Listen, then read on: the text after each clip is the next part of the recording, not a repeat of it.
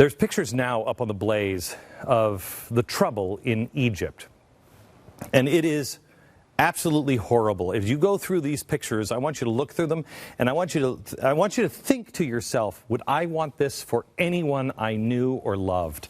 That's the way trash is every day. It is a horror show now. And you know who's responsible for it?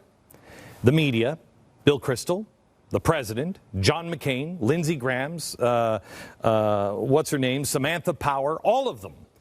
They said the Arab Spring would be better for people. We warned them, we begged them, don't do this, it won't be.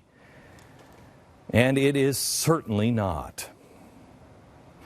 Let's look at Syria.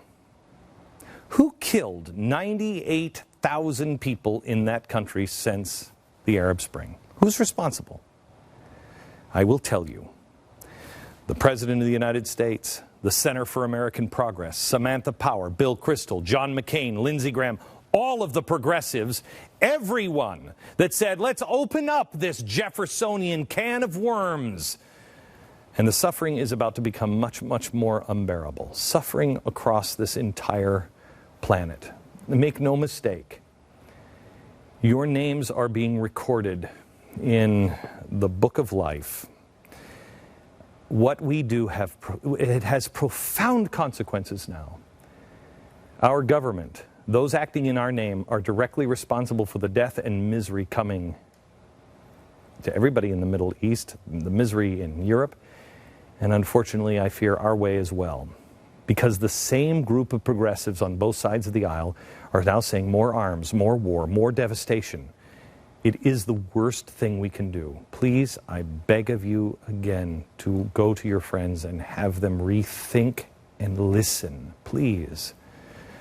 The world is already on the verge of chaos and collapse. The Middle East and Europe are weathering now a new kind of storm, not just violence, but what do you do with all the displaced Syrian refugees? Thanks to the war that the progressives under the leadership of this president encouraged, supported, and in some cases sent arms to. Now we have millions of Syrians that are fleeing into neighboring countries, even to Europe. About 1.6 million Syrians have left their homeland. 8,000 continue to leave each and every day. Where are they going? Who in the Middle East? Who in Europe? Who is financially stable enough to take them? Let me ask you this. Nobody wanted to take the Jews in World War II. Why? Because the Jews had been demonized, right? Nobody wanted to take them. They were the troublemakers. Well, who wants to take a group of Syrian refugees? Is Europe going to do it? Is Europe going to take all of them? Europe is a fiscal disaster zone. And they've already overpromised all of their handouts, and the cars are burning in the streets because people aren't getting their free stuff. They're not going to be able to support any immigrants now, let alone millions. So the Syrians are leaving. Here's Iraq, here's Iran, here's Syria, here's Jordan, here's Israel all by herself. Libya's on fire, Egypt's on fire, Saudi Arabia, Sudan, Iraq, Syria, Turkey, Greece, everybody's on fire. But what's happening is Syria is saying, you know what, we just got to get over here to Greece. But Greece isn't any better off than war-torn Syria. There's little food, there's no medicine for refugees. Even that, if you remember, we told you this would happen about 2 years before it did.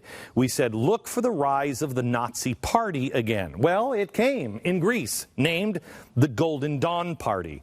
They are violently anti-immigrant. They're actually packing Syrian refugees now into detention camps. This is not going to end well. They stay as hidden as possible because they fear the anti-immigrant violence from the Nazis in Greece. So since the conflict began, 11,000 Syrians have been arrested for doing this, crossing into the border of Greece without permission. But why? Why should anyone care about their borders? Most Syrians now are fleeing over to Jordan. And while Jordan is trying to be a good neighbor, they can't take any more. The sheer amount of refugees is becoming too much to bear. But why? Why should anyone care about people just coming over their border? Well, let's go to King Abdullah II of Jordan. Here's what he said.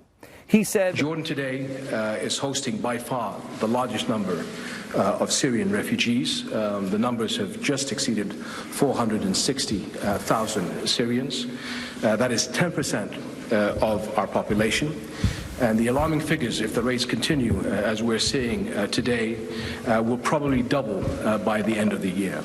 So for the Americans in the audience, that's the equivalent of 30 million refugees crossing into the United States, with the possibility of that going up to 60 million by the end of the year, relative obviously to our populations.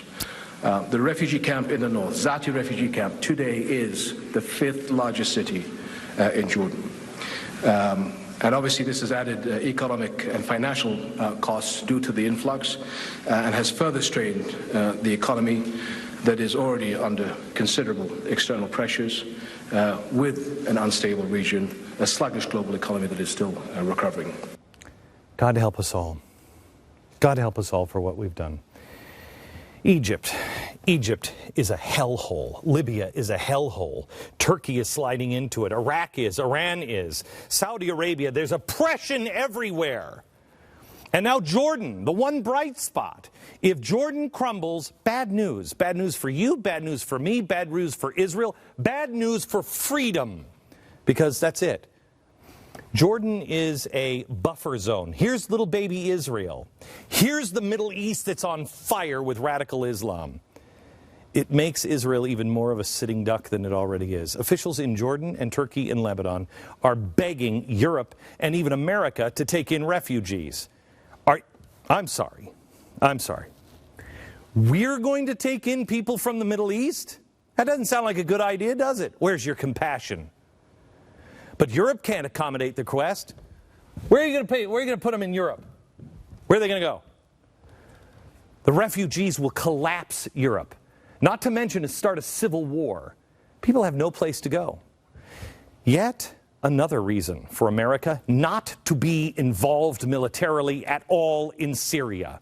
We have already made it bad. What could we possibly do to make it better? The entire region is being destabilized.